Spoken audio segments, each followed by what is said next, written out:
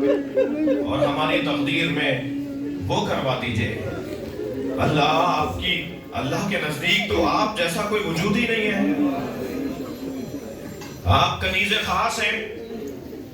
فرشت جبریل، صحابہ اکرام نے آ کر کہا، جبریل کی روایت سنا رہا ہوں، صحابہ اکرام نے آ کر کہا یا رسول اللہ، صبح کے وقت میں علی کے گھر سے سفید نور نکلتا ہے، سفید رنگ کا نور نکلتا ہے جو آسمانوں کو جاتا ہے۔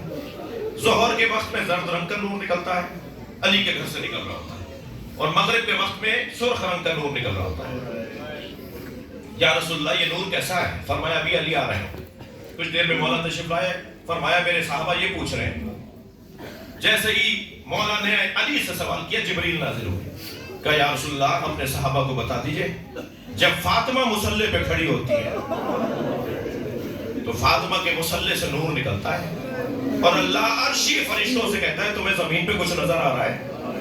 تو عرشی فرشتے کہتے ہیں یا اللہ ہمیں زمین پر جیسے زمین والوں کو آسمان پہ چاند نظر آتا ہے، ہمیں فاطمہ کا مصلی نظر آ رہا ہے۔ فرمایا یا رسول اللہ اپنے اصحاب کو بتا دیجئے فاطمہ میری کنیز خاص ہے، اللہ سے بات کرنے والی ذات۔ سبحان اللہ۔ بی بی آپ کے ہاتھ میں تو تقدیر ہے، یہ سارا مجمع، یہ سب اہل دل آپ کی بارگاہ میں، آپ کے شوہر کی بارگاہ میں آئے ہیں، ہم پر کرم کریں، ہم پہ کرم کریں، ہمارا خیال کریں، ہم آپ کے بچوں کے ماتم دار ہیں، آپ کے حسین پر رونے والے ہیں۔ اجرکم اللہ، اجرکم اللہ۔ مصائب کا بیان مجھے جلدی نہیں ہے، اپنی آوازوں کو آزاد کیجئے گا۔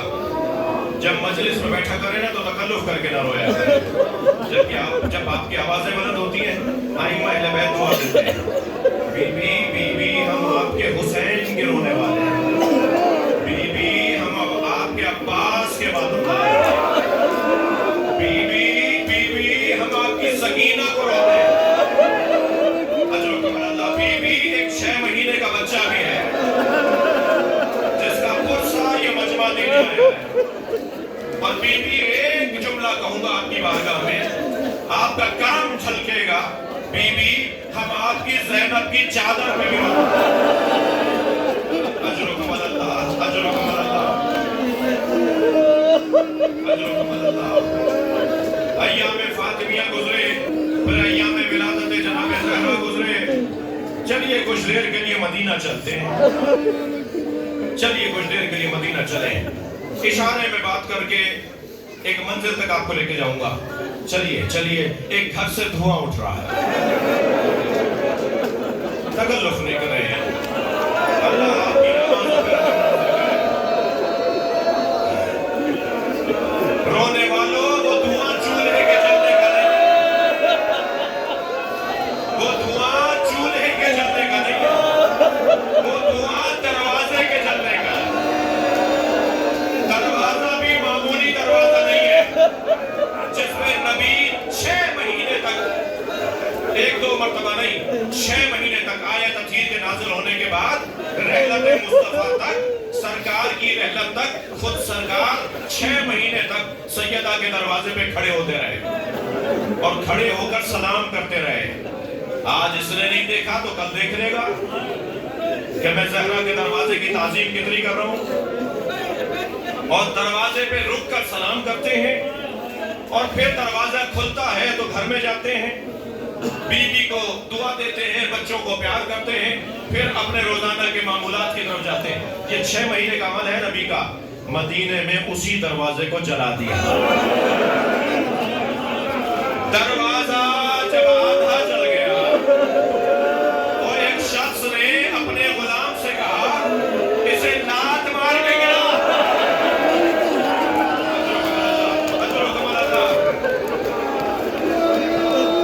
غلام خود نے چلتے ہوئے دروازے پہ لات ماری۔ سیدہ دروازے کے قریب تھی، جب وہ دروازہ سیدہ پر گیا تو ایک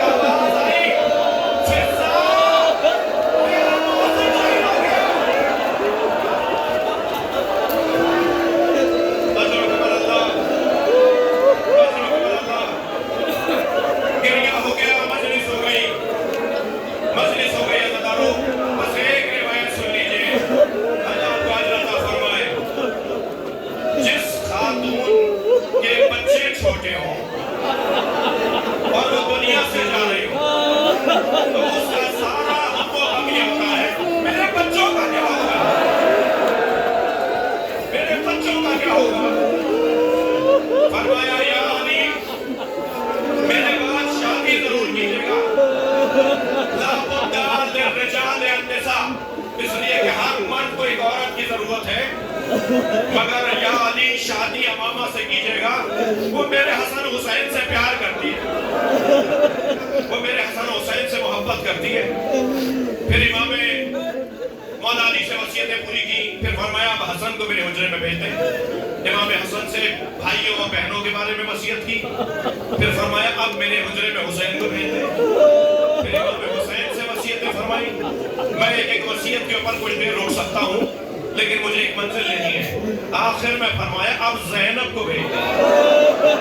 اجرکم اللہ، اجرکم اللہ، جنہیں رونا نہیں آ رہا وہ اللہ سے آنسو مانگے، جنہیں مجلس میں رونا نہیں آتا وہ اللہ سے آنسو مانگے۔ بغلوں میں بیٹھا ہوا اگر رو رہا ہے تو اللہ سے کہے یا اللہ حسین پہ ٹپکنے والا آنسو ہے۔ آخر میں فرمایا اب میری زینب کو میرے حجرے میں بھیج دیں۔ سنیں گے چھوٹی چھوٹی بچیاں بھی آئی ہوئی ہیں، گودیوں کی بچیاں بھی آئی ہوئی ہیں۔ جناب زینب کی اس وقت عمر 4 سال کی ہے۔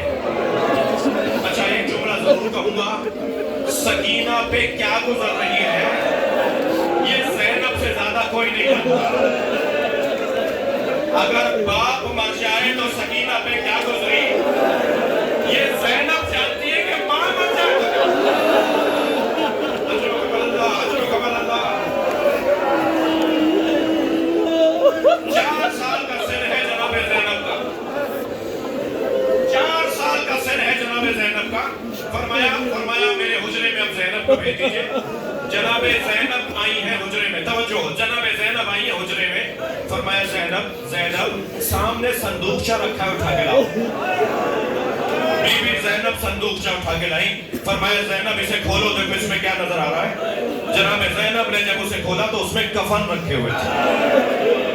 فرمایا زینب جب تمہارے نانا میرے بابا کی لہدت ہونے لگی تو جبرائیل جنت سے پنجتن کے 5 کفن لائے تھے اور 5 ہنود لائے تھے، جنت کے ہنود اور جنت کے کفن۔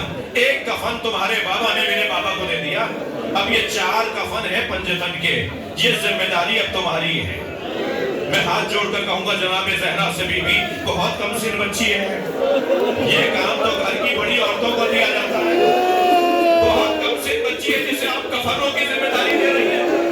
جب نہیں جناب زہرا کی آواز آئے میری زینب کا بڑا حوصلہ ہے، یہ 70 قدم کے فاصلے سے بھائی کا وواہ ہونے لگے۔ اجرکم اللہ، اجرکم اللہ۔ فرمایا زینب ایک کفن دکھاتی رہو، اجرکم اللہ، میں تمہیں بتاتی رہوں کس کا کون سا کفن ہے۔ جناب زینب نے ایک کفن کہا ماں یہ کفن۔ فرمایا زینب انہی دنوں میں، فرمایا زینب انہی دنوں میں تمہارے بابا آکے تم سے کہیں گے زینب اماں زہرا کا کفن دے دو، اماں زہرا کا کفن دے دو، میری بچی یہ میرا کفن ہے، اپنے بابا کو دے دینا۔ دوسرا کفن دیکھ کے فرمایا زینب کچھ مدت کے بعد تمہارا بھائی حسن تمہارے پاس آئے گا اور کہے گا بہن زینب بابا علی کا کفن لے آؤ، یہ تمہارے بابا علی کا کفن ہے جو جنت سے آیا ہے۔ ایک اور کفن دیکھ کر فرمایا اس کے کچھ مدت کے بعد تمہارا بھائی حسین تمہارے پاس آئے گا اور کہے گا بھائی حسن کا کفن لا دو۔ زینب